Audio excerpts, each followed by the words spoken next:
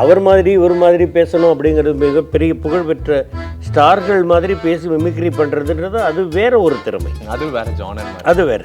இதுக்கு நம்ம வாய்ஸை பொறுத்துறது அப்படிங்கிறது ஒரு விஷயம் இருக்கு. நல்லா இருக்கியா காவியா மாதுன்னு வர சொல்லு அப்படின்னு ஒரு மாதிரி மலையாளத்தில் பேசுவீங்க. നേരത്തെ നീ കൊണ്ടുവന്ന് ഓർഡറെല്ലാം പ്രോസസ് പണിയാച്ചാ കഴിഞ്ഞു സർ. അതിന്റെ സിവിൽ സ്കോർ എത്രയെന്ന് അവനക്ക് நல்லவண்ணம் പറഞ്ഞു கொடுக்கும். முதல்வர் கர்ம வீரர் ஐயா காமராஜர் ஐயா அவங்க பேசுனது எனக்கு ஒரு பெரிய சவாலாக இருக்குது. மக்களுக்கு நல்லது செய்யணும், நம்ம சந்ததி நல்லா இருக்கணும், அதான் முக்கியம். அவங்க பேசுறதே புரியல. டாக்ஸியை கூப்பிட்டா ஊடங்குதுன்னாங்க, குஸ்துக்கிறாம்பா அப்படின்றது இதெல்லாம் புரியல எனக்கு. அப்படின்னு நான் இங்கே வந்ததுக்கப்புறம் நம்ம ஏதோ வேற்று கிரகத்துக்கு வந்துட்டோம்ன்ற ஒரு தமிழ் வாத்தியாரா இருப்பீங்க, நல்ல தமிழ்லாம் பேசியிருப்பீங்க. உங்களே அவர் கோவப்படுத்துவார், உடனே மெட்ராஸ்லாம் பேசுவீங்க. ஏய் என்னடா அங்க ஆட்டம் போட்டு நிக்கிற, டைபாய்டு வந்த நாக்கு குத்தி மாதிரி இருந்துட்டு ஒழுங்கா ஆடாத நில்லு டப்பார். எந்த அளவுக்கு நீங்கள் நகைச்சுவையாக இருக்க வேண்டும், எல்லோரோடும் நீங்கள் காமெடியாக பேசி பழகணும் அப்படின்றது இருக்கோ அந்த அளவுக்கு நீங்கள் ரௌத்ரமும் பழகணும். திருநெல்வேலி ஸ்லாங் பேசணும் அப்படின்னா எம்எஸ் பாஸ்கர் அடிச்சுக்க முடியாது. ஒரு ஐயர் பாஷை பேசணும் அப்படின்னா உடனே நமக்கு எல்லாத்துக்குமே ஞாபகம் வருது அந்த பட்டாபியினுடைய அந்த ஸ்லாங் தான். ஏ மாமி கார்த்தால பால் கார்டு வாங்குறதுக்கு அனுப்பினாலே அப்பவே இந்த கரண்ட் பில் இழவையும் கொடுத்து வச்சிருந்தா என்ன? எனக்கு எந்த விதமான ஒரு பெரிய பெருமையும் கிடையாது. நம்பி எனக்கு கொடுக்குறாங்க இல்லையா இயக்குனர்கள், அவங்க தானே அந்த கேரக்டர்ஸை வடிவமைக்கிறாங்க.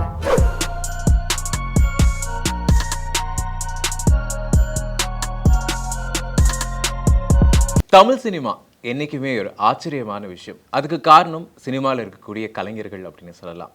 அப்படி ஒவ்வொரு முறையுமே நம்மளை சினிமாவில் பார்க்கும்போது ஒரு நபர் ஆச்சரியப்படுத்துகிறாரு அப்படின்னா அது கண்டிப்பாக திரு எம்எஸ் பாஸ்கர் அவர்களாக தான் இருக்க முடியும். சார் வணக்கம். வணக்கம். நக்கீரன் நேயர்கள் அனைவருக்கும் என்னுடைய பணிவான வணக்கங்கள். இந்த பொக்கிஷம் நிகழ்ச்சிக்கு என்னை அழைத்த உங்களுக்கும் ஐயா அவர்களுக்கும் எல்லோருக்கும் என்னுடைய பணிவான வணக்கங்கள். எல்லோரும் எல்லா வளமும் நலமும் பெற்று வாழ வேண்டும் என்று எல்லாம் வல்ல இறைவனை வேண்டுகிறேன். ரொம்ப நன்றி சார்.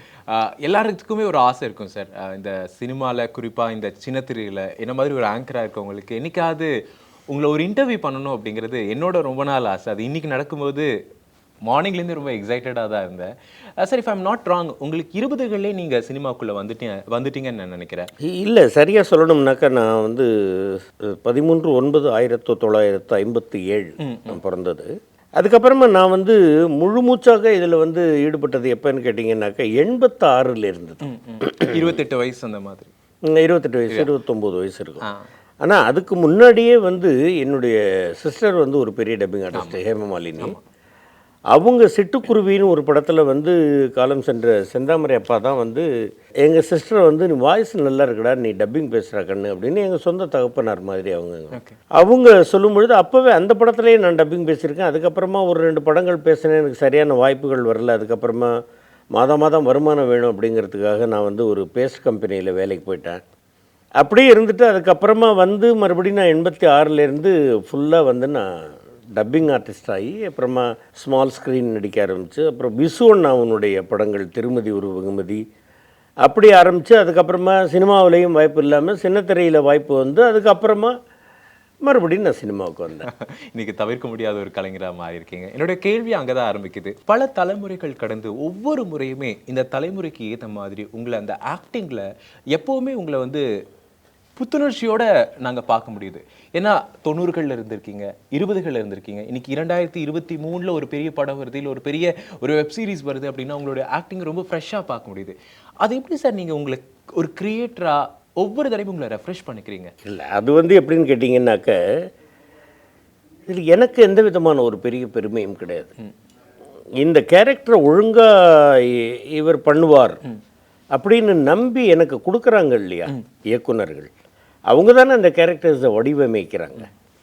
வடிவமைச்சா அவங்க நம்மக்கிட்ட சொல்லும் பொழுது அந்த கதையை நம்ம கரெக்டாக கேட்டுக்கிறோம், அதை மனசில் வாங்கிக்கிறோம். இதுக்கு இப்படி பண்ணால் எப்படி இருக்கும் அப்படின்றத நம்ம சிந்திக்கிறோம். எவ்வளவோ ஜாம்பவான்கள் தமிழ் சினிமாவில் மட்டும் இல்லை, சினிமாவிலேயே டோட்டலாக எவ்வளவோ ஜாம்பவான்கள் எப்படியோ பண்ணியிருக்கிறாங்க. அவங்க எப்படி பண்ணியிருக்கிறாங்க அப்படின்றத பார்த்துக்கிட்டு அவங்களுடைய சாயல் நம்முடைய நடிப்பில் வந்துடாமல் அவர்கள் செய்திருக்கக்கூடிய விஷயங்களை மனசில் நம்ம எண்ணிக்கிட்டு அந்த மாதிரி பண்ணுறது. நான் பேசிக்காகவே உங்களுக்கு தெரியும், நான் சிவாஜி அப்பாவினுடைய ஒரு பெரிய விரியன், கலைஞர் அப்பாவினுடைய தமிழுக்கு அடிமை அந்த மாதிரி வந்து என்னுடைய தகப்பனார் அவங்க ஊருக்கு போகிறதுக்கு முன்னாடி எனக்கு பண்ண ஆசீர்வாதம், அவங்க சொன்ன அறிவுரைகள், இது எல்லாத்தையும் மனசில் வச்சுக்கிட்டு இன்றைய காலத்திற்கு எப்படி பண்ணினால் நல்லாயிருக்கும் அப்படின்றத வந்து நம்ம இது பண்ணுறத விட வந்து எப்போவுமே வந்து நேச்சுரலாக பண்ணால் நல்லாயிருக்கும் விரும்புவாங்க. அப்படிங்கிறத மனசில் வச்சுக்கிட்டு அதுக்கு தகுந்த மாதிரி நடிக்கிறது, அவ்வளோதான். வேறு நான் ஒன்றும் பெருசாக ஒன்றும் பண்ணலை. ஓகே. இன்றைக்கும் எங்களை ஆச்சரியப்படுத்தக்கூடிய பல கதாபாத்திரங்களுக்கு அடிப்படையாக இருக்கிறது உங்களுடைய நாடக மேடைகள்னு நான் நினைக்கிறேன். அந்த ஆரம்பத்துலேருந்து அந்த நாடக மேடைகளில் என்ன மாதிரியான கான்செப்ட்லாம் அதிகமாக நீங்கள் பண்ணுவீங்க? இல்லை, நாடக மேடைகளில் வந்து நான் ரொம்ப அதிகமாக நான் பங்கு எடுத்துக்கலைங்கிறது தான் உண்மை. ஓகே. எப்படின்னு கேட்டிங்கன்னா, என்னுடைய சிஸ்டர்ஸ் வந்து நாடகங்களில் நடிச்சுக்கிட்டு இருந்தாங்க. எங்கள் பெரிய அக்காவும் சரி, தாரான்னு ஒரு அக்கா பாம்பேயில் இருக்கிறாங்க. இந்த அக்கா ஹேமமாலினி அக்கா, இவங்க காத்தாடி ராமூர்த்தி சார் ட்ரூப்பில், கிரேசி மோகன் சார் ட்ரூப்பில், இப்படி எல்லாம் நடிச்சுக்கிட்டு லியோ பிரபு சார் ட்ரூப்பில் எல்லாம் இருந்தாங்க. அப்போ ஒரு 2 சீன் யாராவது ஒரு ஆர்டிஸ்ட் அவர் வரல அப்படின்னாக்கா அந்த கேரக்டரை வந்து நான் பண்ணியிருக்கிறேன் ஒழிய, மற்றபடி எனக்கு நாடகங்களில் வந்து ஒரு பெரிய ஒரு இதுவாக இல்லை. அதுக்கப்புறமா டிவி நாடகங்கள் நிறைய நடிச்சிருக்கேன், ரேடியோ நாடகங்கள் நடிச்சிருக்கேன். மேடை நாடகங்களில் வந்து ஒரு பெரிய ஒரு இத்தனை 1000 நாடகங்கள்லாம் நடித்தேன், இத்தனை 100 நாடகங்கள்லாம் நடித்தேன்றதெல்லாம் இல்லை. ஆனால் அதற்கு பிறகு எனக்கு ரொம்ப ஒரு இதுவாக இருந்தது வந்து என்னென்னு கேட்டிங்கன்னா, சீரியல்ஸ் தான்.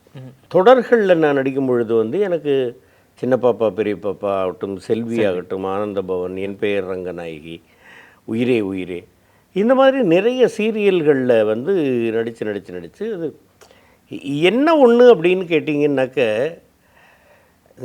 அது போதும் நம்ம பண்ணது அப்படின்ற எண்ணம் எனக்கு இன்று வரை வந்ததில்லை. அது ஏன்னாக்க பெரிய பெரிய கலைஞர்களை வந்து நான் பார்க்கும் பொழுது, இப்போது எங்கள் கமல் அண்ணாலாம் வந்து இன்றைக்கும் பார்த்தீங்கன்னாக்கா வந்து அவங்க புதுசாக ஏதாவது பண்ணணும் அப்படின்ற ஒரு சிந்தனையிலேயே இருப்பாங்க. அதே மாதிரி தான் நிறைய கலைஞர்கள், ரஜினி அண்ணாவை எடுத்துங்க, எல்லாருமே இது இப்படி பண்ணால் இப்படி இருக்கும், இப்படி பண்ணால் இப்படி இருக்கும்னு அதே சிந்தனையிலேயே இருப்பாங்க. உங்களுக்கு யாரை பிடிக்கும் அப்படின்னு கேட்டாங்கன்னா, காமெடி நடிகர்களில் உங்களுக்கு யாரை பிடிக்கும்னு ஒரு கேள்வி கேட்டாங்க. ஐயா திரு என்எஸ் கிருஷ்ணன் அவர்கள்லேருந்து எம்எஸ் பாஸ்கர் வரைக்கும் எல்லாரையும் பிடிக்கும்னா, அது மாதிரி நடிகர்களில் உங்களுக்கு யாரை பிடிக்கும் அப்படின்னாக்க எல்லாரையும் பிடிக்கும். பட் பர்டிகுலராக ரொம்ப பிடிச்சது அப்படின்னு யாருன்னு கேட்டிங்க அப்படின்னாக்க எங்கள் சிவாஜி அப்பாவும் எங்கள் கமல் அண்ணாவும் தான். அதை தவிர இயல்பான நடிப்பு, ரொம்ப நேச்சுரலாக வந்து பணக்காரராக இருந்தாலும் சரி, ஏழையாக இருந்தாலும் சரி, அந்த வேடத்திற்கு சூட்டாகக்கூடியவர்கள், அந்த மாதிரி யாராவது உங்களுக்கு பிடிக்குமான்னு கேட்டாக்க எனக்கு ஐயா எஸ்வி ரங்காராவ் ஐயாவை ரொம்ப பிடிக்கும், எஸ்வி சுப்பையா அப்பா ரொம்ப பிடிக்கும், தங்கவேலப்பா ரொம்ப பிடிக்கும், சித்தப்பா எஸ்எஸ்ஆர் சித்தப்பா அவங்கள ரொம்ப பிடிக்கும். இப்படி எல்லாரையுமே நான் வந்து எங்கள் அப்பாவுக்கு வேண்டியவங்க அப்படிங்கிறதுனால, நான் உறவாக பழகி விட்டதுனால் அவங்களையெல்லாம் பார்த்து நான் வந்து ஆச்சரியப்பட்டு பிரமித்து, அவங்க அளவுக்கு முடியாது இருந்தாலும் ஓரளவுக்காவது பண்ணணுங்கிறதுக்காக தான் இந்த இயல்பான நடிப்பை நான் பண்ணிக்கிட்டு இருக்கேன். அது ஜனங்களுக்கு பிடிச்சிருக்கு, அவ்வளோதான். நிச்சயமா சார். நடுராத்திரி ஒரு 2:45 உஸ்மான் ரோட்டில் டப்பிங்கை முடிச்சுட்டு நடந்தே போரூருக்கு வந்துட்டு மறுபடியும் விடிய காத்தால 6 மணிக்கு வள்ளுவர் கோட்டம் போயிட்டு ஆருள்தாஸ் ஐயாவே ஆச்சரியப்படுத்தின அந்த பசுமையான நாட்களை நீங்கள் சொல்லும்போது ரொம்ப ஆச்சரியமாக இருந்துச்சு. அப்போ கண்டிப்பாக ஷாம்சன் ரிடம்ஷனுக்காக அது மார்கன் ஃப்ரீமேனுடைய ரெட் கதாபாத்திரம், ஒரு சிறை கைதி அவருடைய வாழ்க்கையில் 3 முக்கியமான வெவ்வேறு நிலைகளை ஒரே மாதிரியான வசனத்தை வெவ்வேறு குரல் அமைப்பில் நீங்கள் சொல்லியிருப்பீங்க. அது ரொம்ப பெரிய ஆச்சரியம். அது ஒரு நேர்த்த கலைஞர்னால தான் ஒரு நல்ல விஷயங்களை கன்வே பண்ண முடியும். இன்றைக்கும் ஹாலிவுட்டில் ஒரு மோஸ்ட் மெமரபிளான மூவியாக இருக்குது. இன்றைக்கும் தமிழ் அந்த படத்தை பார்க்கும்போது அந்த உணர்வுகளை ஒரு டப்பிங் ஆர்டிஸ்ட்டாக அவ்வளோ நேர்த்தியாக கடத்திருப்பீங்க. அது எப்படி நடந்துச்சு சார்? இல்லை, அது வந்து என்னுடைய சிஸ்டரோட பையன் கீர்த்திவாசன் தான் அதை எழுதினார். இப்போது நான் என்ன சொல்கிறேன்னாக்கா, என்னுடைய 20 வயசில் இருந்த குரல் வந்து எனக்கு 35 வயசில் இருக்காது. 35 வயசில் இருந்த குரல் இப்போது என்னுடைய வயது 66, இந்த 66 வயதில் இருக்காது. ஸோ இது இப்படி இருந்தால் எப்படி இருக்கணும், கொஞ்சம் நான் எல்லார்ட்டையும் சொல்கிறது அதுதான். அதாவது டப்பிங் ஆர்டிஸ்ட் அப்படிங்கிறவங்களுக்கு வந்து ஞாபக சக்தி மெயின், கவனம் சிதறாமை அது ஒன்று வேணும், கான்சன்ட்ரேஷன். அதுக்கப்புறமா கொஞ்சம் மிமிக்ரி திறமை வேணும். ஓகே. அப்போ அந்த கேரக்டர் இந்த கேரக்டர் இப்படி இருக்கிறார் அப்படின்னாக்கா அவருடைய உருவத்திற்கு கரெக்டாக இந்த வாய்ஸை பொருத்தக்கூடிய அளவுக்கு நமக்கு ஒரு மிமிக்ரி திறமை வேணும். அவர் மாதிரி இவர் மாதிரி பேசணும் அப்படிங்கிறது மிகப்பெரிய புகழ்பெற்ற ஸ்டார்கள் மாதிரி பேசி மிமிக்ரி பண்ணுறதுன்றது அது வேற ஒரு திறமை, அது வேற ஜானர் மாதிரி. அது வேற. இதுக்கு வந்து நம்ம வாய்ஸை பொருத்துறது அப்படிங்கிறது ஒரு விஷயம் இருக்குது. ஸோ இது எல்லாம் நமக்கு வந்து செய்தே ஆக வேண்டும், செய்யணும், செய்ய முடியும் நம்மால் அப்படிங்கிற ஒரு நம்பிக்கை, இதை செய்ய வேண்டும், நிச்சயமாக நல்ல பெயர் எடுக்க வேண்டும் அப்படிங்கிற ஒரு நமக்குள் இருக்கக்கூடிய ஒரு ஆர்வம், இது எல்லாம் சேர்ந்து தான் அந்த மார்கன் ஃப்ரீமேனுக்கு வந்து ஃபஸ்ட்டு ஒரு வாய்ஸு, ரெண்டாவது ஒரு வாய்ஸு, மூணாவது ஒரு வாய்ஸு, அதே நேரத்தில் டோட்டலாகவே வாய்ஸை மாற்றி இவருடைய வாய்ஸ் இல்லைன்றதும் ஆகிடக்கூடாது. கண்டிப்பாக அது அப்படிலாம் பண்ணுது தான். அது அதெல்லாம் இன்னைக்கு நினச்சி பார்க்கும்போது ரொம்ப ஆச்சரியமாக தான் இருக்குது சார். நீங்கள் சொல்லும்போது ரொம்ப பிரமிப்பாக இருக்குது. ஏன்னா அங்கே ஸ்பைடர்மேன், பேட் பாய்ஸ், இல்லை ஜுராசிக் பார்க் பிரம்மாண்டமான செட்ஸாக இருக்கும். அந்த மூடில் அவங்க இருப்பாங்க அந்த ஆர்டிஸ்ட்லாம். பட் ஆனால் அந்த அத்தனை உணர்வுகளுமே ஒரு ஒரு ஒரு வாய்ஸ் பூத்தில் உட்காந்து எல்லா உணர்வுகளையும் கடத்துறது அப்படிங்கிறது உங்களை மாதிரியான இல்லை, அப்படி இல்லை. இப்போவும் நிறைய பேர், நான் வந்து இந்த டப்பிங்கை விட்டு கொஞ்சம் இப்போ கூட ரீசெண்டாக வந்து நான் டப்பிங் பேசினேன். ஆனால் என்ன அப்படின்னு கேட்டிங்கன்னாக்கா, நான் முழுமூச்சாக்க முதல்ல வந்து எப்படி நான் ஒரு டப்பிங் ஆர்டிஸ்டாக இருந்தேனோ, அதற்கு பிறகு சீரியல் ஆர்டிஸ்டானேன், அதுக்கப்புறம் சினிமா ஆர்டிஸ்டானேன். இப்போது நிச்சயமாக டப்பிங்க்கு என்னை கூப்பிட்டாலும் நான் போய் பேச தான் செய்கிறேன், இல்லைன்னு சொல்ல. ஆனால் என்ன ஒன்றுன்னு கேட்டிங்கன்னாக்க, ஒன்று நம்ம வந்து நடிக்கிறோம் அப்படின்னாக்கா கேமராவுக்கு முன்னாடி, டப்பிங் பேசுகிறோம்னாக்கா மைக்குக்கு முன்னாடி. ஆக மொத்தம் நடிப்பு என்பது ஒன்று உருவத்திலாக இருந்தாலும் சரி, இங்கே குரலிலாக இருந்தாலும் சரி, அதை சிரத்தையாக பண்ணணும் அப்படின்ற ஒரு எண்ணம் இருந்துருச்சுன்னாக்க நம்ம வந்து நம்முடைய சிறப்பான ஒரு பங்களிப்பை அதில் கொடுக்க முடியும் அப்படிங்கிறது தான் என்னுடைய ஒரு நம்பிக்கை. நிச்சயமாக அதை கொடுக்கணும் அப்படின்ற எண்ணம் நமக்கு இருந்ததுனாக்க நம்ம வந்து நல்லபடியாக பண்ண முடியும். நிச்சயமா சார். தமிழில் ஒரு வார்த்தை சொல்லுவாங்க, அதாவது உடல் மேல் உயிர் வந்து ஒன்றுவது போல அப்படின்னு. அது மாதிரி பிரம்மானந்தம் அவர்களுக்கு வந்து நீங்கள் ஒவ்வொரு முறையுமே குரல் கொடுக்கும்போது அந்த உடலுக்கு ஏற்ற உயிர்மொழி நீங்கள் தான் அப்படிங்கிறது இயல்பாகவே இருக்குது. அதோட டைலாக் டெலிவரியாக இருக்கலாம், அந்த டைமிங்காக இருக்கலாம், எல்லாமே இயல்பாக அமைஞ்ச மாதிரியே இருக்கும். அது சில சமயங்கள் அப்படி நடக்குமா சார்? இதில் இறைவன் செயல் நம்மக்கிட்ட, எனக்கு நான் கொஞ்சம் தெய்வ நம்பிக்கை உள்ளவன்.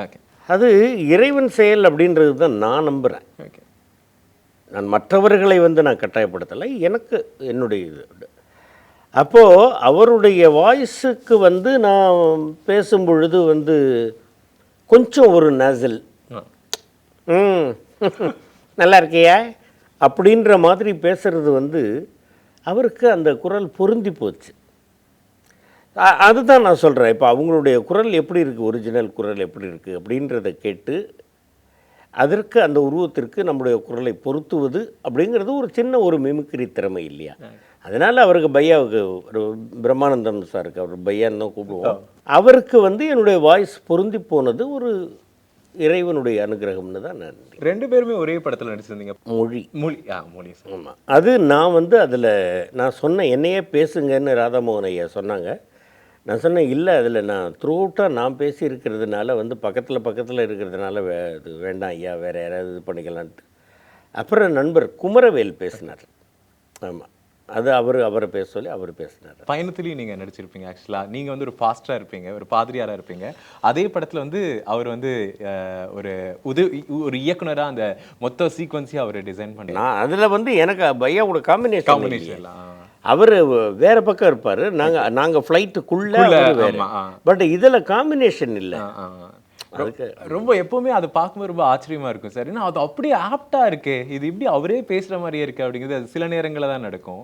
அது ரொம்ப ஒரு ஆச்சரியமான விஷயம் சார். நீங்க பேசின ஏதாவது ஒரு சில கேரக்டர்ஸ் இன்னுமே அருள்தாஸ் ஐயா சொன்ன மாதிரி ஆணி அடிச்ச மாதிரி இருக்குங்கிற மாதிரி ரொம்ப பொருந்தி போய் இல்லை உங்களுக்கே அது சவாலா இருந்து அதை சாத்தியப்படுத்தினது அப்படிங்கிற மாதிரி ஏதாவது? அது வந்து எப்படின்னு கேட்டிங்கன்னாக்கா, ஐயா மறைந்த முதல்வர் கர்ம வீரர் ஐயா காமராஜர் ஐயாவுக்கு பேசுனது எனக்கு ஒரு பெரிய சவாலாக இருந்தது. என்னன்னு கேட்டிங்கன்னா, ஏதோ ஒரு நூற்றாண்டில் வாழ்ந்த குரலே தெரியாத ஒரு மாமனிதருக்கு நம்ம வந்து பேசலை.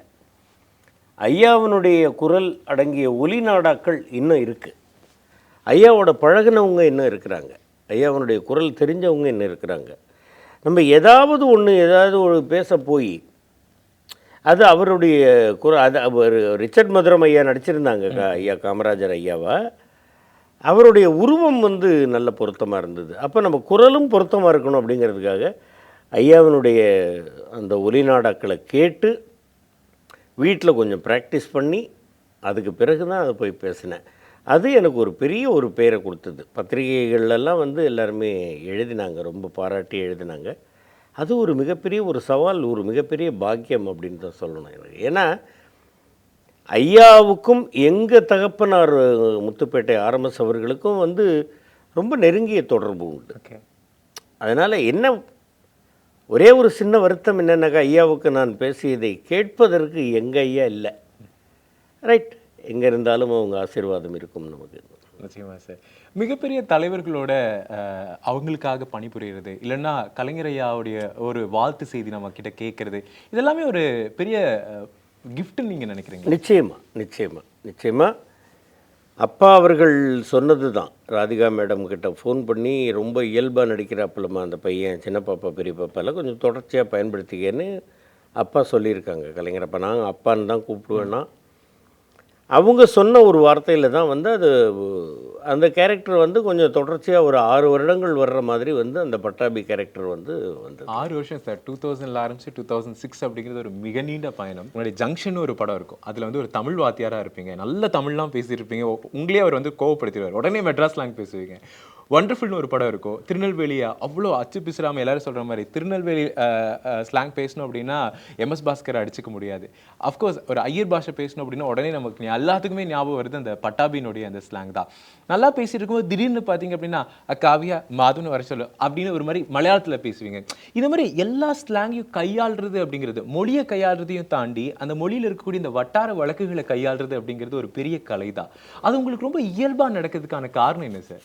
காரணம் அப்படின்றது என்னன்னு கேட்டிங்கன்னாக்க, ஒரு குழந்தையின் ஆர்வம் வேண்டும். இப்போ நீங்கள் ஒரு குழந்தையை கொண்டு போய் நீங்கள் ஒரு ஏரியாவில் விட்டீங்க, திருநெல்வேலியில் விட்டுட்டீங்க, அது ஒரு 15 வருஷம் கழித்து பார்த்தா திருநெல்வேலி பாஷை தான் பேசும். இல்லை பாம்பேயில் விட்டுட்டீங்க அப்படின்னாக்கா அங்கே பேசுகிற மாதிரி தமிழ் தான் பேசுவாங்க. இல்லை கேரளா, எங்கே இருந்தாலும் ஒரு கலைஞன் அப்படிங்கிறவங்க வந்து என்னென்னு கேட்டிங்கன்னாக்கா வந்து எல்லா ஏரியாவுக்குமான குழந்தை. அப்போது இந்தந்த கேரக்டருக்கு இந்தந்த மாதிரி பேசணும் அப்படிங்கிறத ஒரு கேரளாவை சேர்ந்தவர் தமிழ் பேசினா எப்படி இருக்கும், ஆந்திராவை சேர்ந்தவர் தமிழ் பேசினா எப்படி இருக்கும் அப்படிங்கிறது வந்து என்னென்னு கேட்டிங்கன்னா, கேரளாவை சேர்ந்தவர்கள் தமிழ் பேசும்போது நம்ம கவனிக்கணும், ஆந்திராவை சேர்ந்தவர்கள் தமிழ் பேசும்போது நம்ம கவனிக்கணும், இங்கிலீஷ் பேசும்போது நம்ம கவனிக்கணும், அவங்களோட வார்த்தை பயன்பாடு கவனிக்கணும். தெரியுதா? இப்போ நம்ம காலேஜுக்கு போகிறேன்டா அப்படிமா, அவங்க காலேஜுமாங்க, காலேஜ். ஹாஸ்பிட்டலுங்கிறது ஹாஸ்பிட்டல்மாங்க, லாரிங்கிறது லோரிம்பாங்க. அதே மாதிரி இப்போ நம்ம வந்து இந்த ஷர்ட்டை அயர்ன் பண்ணிட்டு வந்துரு அப்படின்னு சொல்கிறோம் இல்லையா, தெலுங்குக்காரர்கள் எப்படி சொல்லுவாங்க, ஐரன் చేసిరా ஐரன்பாங்க, ஐரன், ஓகே ஓகே, ஒரல்டுமாங்க. இந்த மாதிரி அவர்கள் பேசுகிறது அது அந்தந்த ஏரியாவிற்கு அதான ப்ரெசன்ட் அவங்களுடைய ப்ரொனவுன்சேஷன் அது. ஓகே. அது எப்படி வாய்ஸ் அவங்க எப்படி பேசுகிறாங்க, எப்படி ப்ரெசன்ட் பண்ணுறாங்க அந்த இடத்துக்கு அப்படிங்கிறதெல்லாம் நம்ம புரிஞ்சுக்கணும் இல்லையா, இதெல்லாத்தையும் கவனிக்கணும். ஸோ இந்த அப்சர்வேஷனை வச்சு அப்படியே ரிஃப்ளெக்ட் நிச்சயமாக அப்படித்தான் அப்சர்வேஷன் தான்.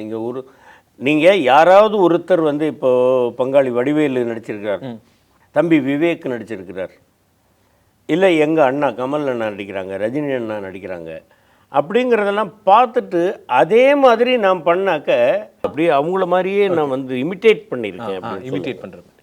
இதே நீங்கள் சாலையில் தெரியக்கூடிய யாராவது உங்களுக்கு தெரிகிறாங்க இல்லையா, கண்ணில் தெரிகிறாங்க, யாரோ ஒரு அன்பர், முகம் தெரியாத ஒரு அன்பர், அவர் மாதிரி நீங்கள் வந்து அவரை பார்த்து மனசில் பதிய வச்சுக்கிட்டு நீங்கள் பண்ணீங்கன்னு வச்சுக்கோங்க, அவருக்கு தெரியும், அவருடைய குடும்பத்தாருக்கு தெரியும், அவரோட பழகியவர்களுக்கு தெரியும் இவரை மாதிரியே பண்ணியிருக்கிறாருன்னு. ஆனால் என்ன அப்படின்னா, அவரை பார்த்து தான் நாம் பண்ணியிருக்கிறோம் அப்படின்றத அவங்க கண்டுபிடிக்க முடியாது. ஓகே இல்லையா? அந்த மாதிரி வந்து நிறைய விஷயங்கள் நீங்கள் யாரை பார்க்குறீங்க, இப்போ ஒருத்தரை பார்க்கும்போது சும்மா பார்த்துட்டு போயிடாதீங்க. அவங்கள்ட்ட என்ன மாடுலேஷன் இருக்குது, அவங்க பேசுகிறதுல என்ன எப்படி இருக்குது, ஸ்லாங் எப்படி இருக்குது, அவங்களுடைய பாடி லாங்குவேஜ் என்ன, இது எல்லாத்தையும் நம்ம கவனிக்கணும். எங்கள் ஊரில் வந்து எங்கள் அப்பாவுக்கு தெரிஞ்ச ஒருத்தர் ஒரு பாப்பனஞ்சேரி சண்முகம்னு ஒருத்தர், அவர் பேச நான் அந்த வயசுல இருந்தே கவனிப்பேன். என்ன சண்முகம் நேற்று வர்றேன்னா வரல அப்படின்னு அப்பா கேட்டாருனாக்கா பேச ஆரம்பிக்கும் போது கண்ணை முடிப்பார், அந்த கண்ணை மூடிட்டு முடிக்கும் போது கண்ணை திறப்பார். இதெல்லாம் நான் அந்த வயசுலேயே கவனிச்சிருக்கிறேன். இந்த மாதிரி நிறைய பேர் இப்போ அதாவது சில பேர்கிட்ட நம்ம அவங்கள்ட்ட பேசணும்னு தோணும். மறுபடியும் பார்த்தீங்கன்னா அவங்கள்ட்ட இன்னும் கொஞ்சம் நேரம் பேசிட்டு போகலான்னு தோணும்.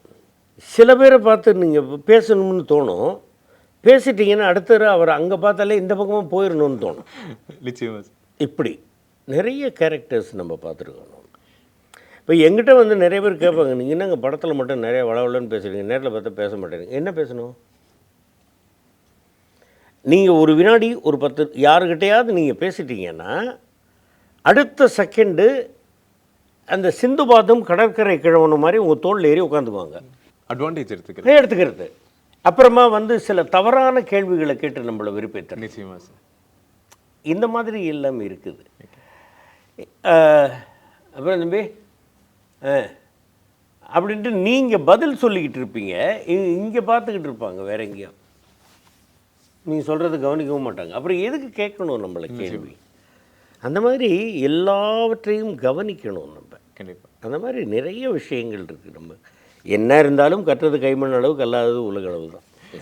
எனக்கு குறிப்பாக அந்த திருநெல்வேலி ஸ்லாங் நீங்கள் பேசுறது ரொம்ப பிடிக்கும் சார். எனக்கு அது ரொம்ப ரொம்ப பிடிச்சது. அது எப்படின்னா, நான் முதல்ல சொன்னேன் இல்லையா, அந்த பேசு கம்பெனியில் ஒர்க் பண்ணேன்னு. அப்போது அது இந்த மாதிரி கடைகளுக்கெல்லாம் போகும்போது அங்கே இருக்கிறவங்க அவங்க பேசுகிறத கேட்டு தமிழ் வேறு மாதிரி இருக்கு. முதல்ல இங்கே வரும்போது எனக்கு இது மெட்ராஸ் பாஷையே தெரியாது.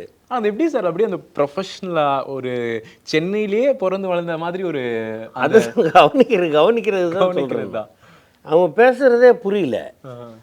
டாக்ஸியை கூப்பிட்டா ஊடங்குதுன்னாங்க, அது எனக்கு புரியல.